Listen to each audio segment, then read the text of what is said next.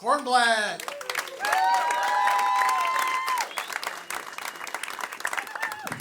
Thanks so much. I've been thinking a lot about family, after Christmas and New Year's and that thing that happened to Rob Reiner.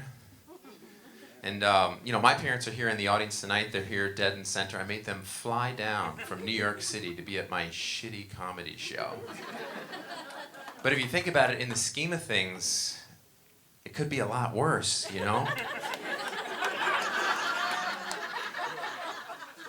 And,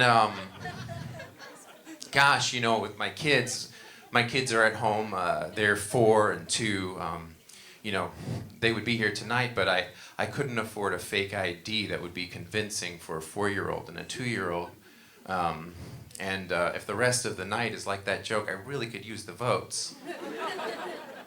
But, in lieu of everything that's been going on, I just think about how important it is just to hold those kids, every day. And just to look into their eyes and just remind them that from the bottom of my heart, how much I hate being stabbed to death. These are the things, you just hope when they grow up that they remember, But yeah, so my parents, they're here and they're getting older, and as they get older, they get funnier.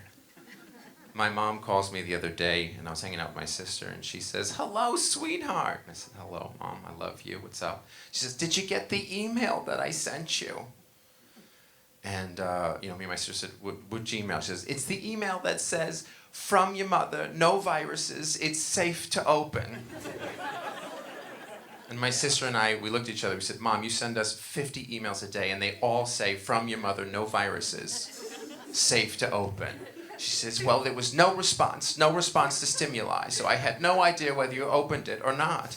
I thought maybe with the new year, maybe they had been backed up. They couldn't deliver it. Too many emails."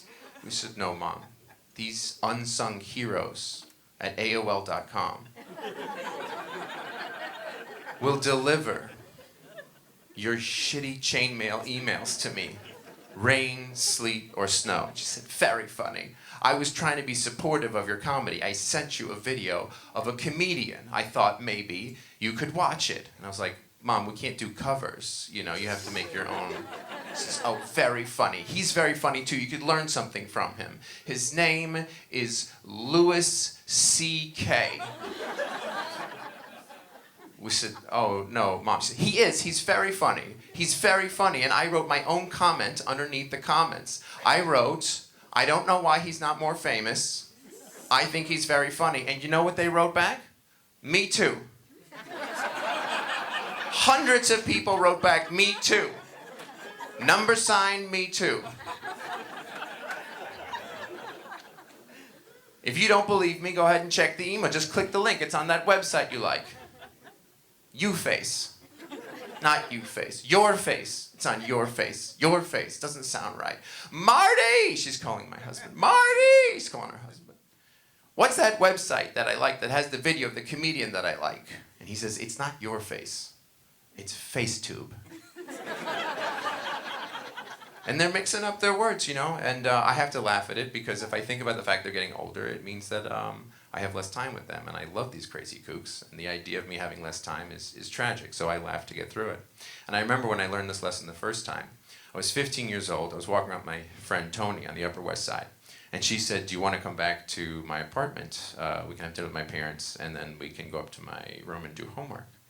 And I was ecstatic because I could not believe that a human female was going to give me an opportunity to fuck up an opportunity. Which is what I was going to do. That's on brand, And she said, "But I want to let you know, my grandma will be there." And I said, "I love grandmas. Big fan of the genre." And she said, "Okay, but she's got dementia." And before my brain could stop my mouth from saying something stupid, I said, "I love dementia." Well, we got there. And we get to the elevator, go up to her apartment, and the elevator door opens, and Grandma's there, and there's a family there, mom, dad, 2 kids, maybe 6 years old, 4 years old. And she says, "Grandma, what are you doing out? You need to be up in your apartment." And she says, "I have to get out. I have to get some laxatives." And she says, "No, Grandma, you don't need laxatives. Go." She says, "Yes, I do. I need laxatives." They help me fuck. And the mom just tries to earmuff the kids. She goes, I need them, they help me fuck. Oh, I got confused. I mean, they help me shit. Well, Tony and I'll leave you with this as my last thing, but Tony and I never got to help her fuck. But 25 years later, we're still best friends because we've helped each other laugh. Laugh through loss, laugh through losing people that are important to us, through divorces, through everything. And we're still best friends. So thank you all for being here tonight and for helping me laugh. Michael Cornblatt, everybody.